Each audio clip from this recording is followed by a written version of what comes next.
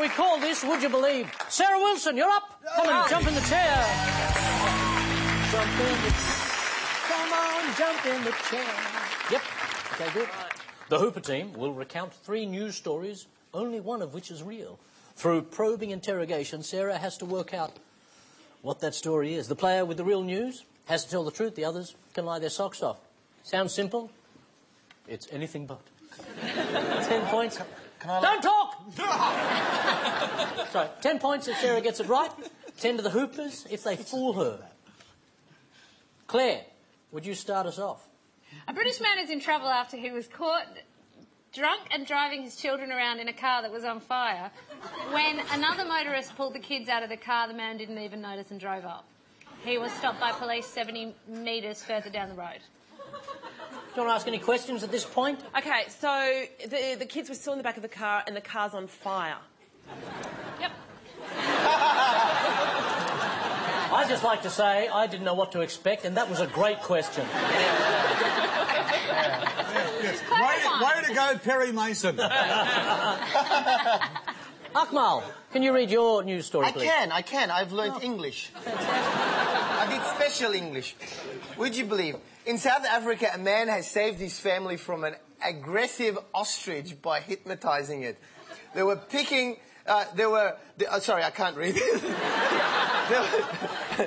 The rest of the story is going to be in Arabic. No, they were picnicking. Picnicking, what a stupid word. Who says picnicking? No, it's meant to be... You normally say... the English world. Picnicking. Picnicking. They were picnicking. When the ostrich began squawking and circling them. Circling? Circling them. Was it circling them with a picnic? Get fucked.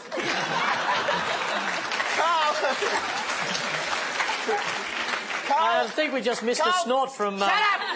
From Ella Hooper. I'm getting a rhythm here. All right. Carl Pollard stood his ground, held the bird's gaze, slowly reached out and gently stroked it. The bird, that is.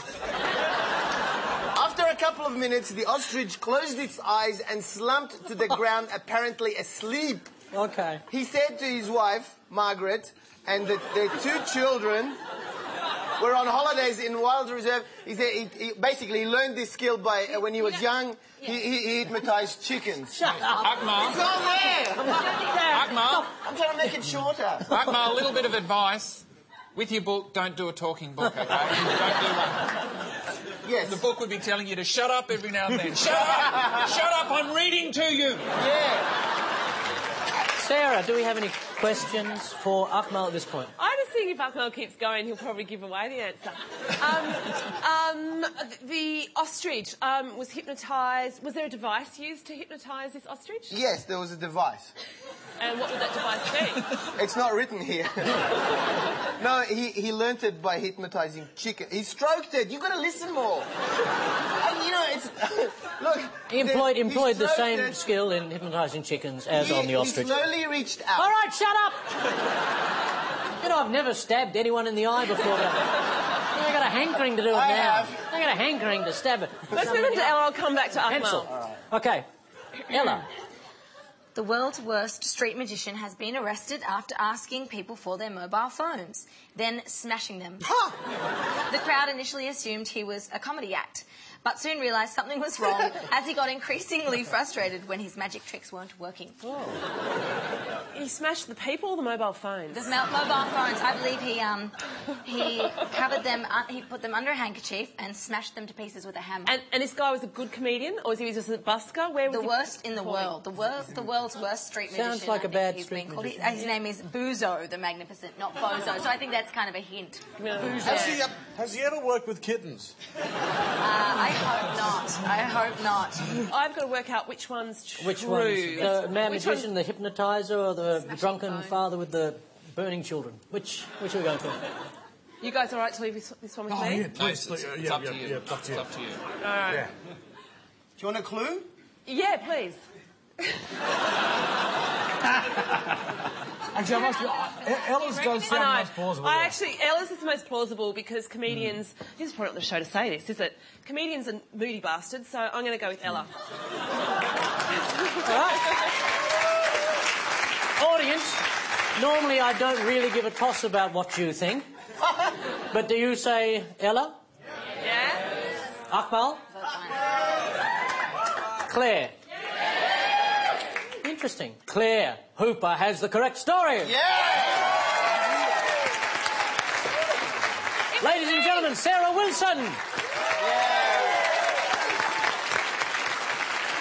Yes, a very special British man was so drunk he didn't realise he was driving his 3 children around in a car that was on fire. Adam Whitehead had been up all night drinking vodka in celebration of going back to work. Sadly, he lost the job. The school chose another bus driver. Thank you, thank you. When a passing motorist noticed the smoke and called out, "You're on fire," Adam knew it was going to be the best day ever. The kids also tried to tell their dad about the fire. Well, they told him they spied with their little eyes something beginning with F. When Adam stopped in traffic, another driver pulled the children out of the smoking car. But just when you think drunken dad couldn't get any better, he then drove off, leaving them at the side of the road. But he was in a hurry because he had to go and pick up his children. Who will be the next to take on the Dirty Liars? Find out right after this.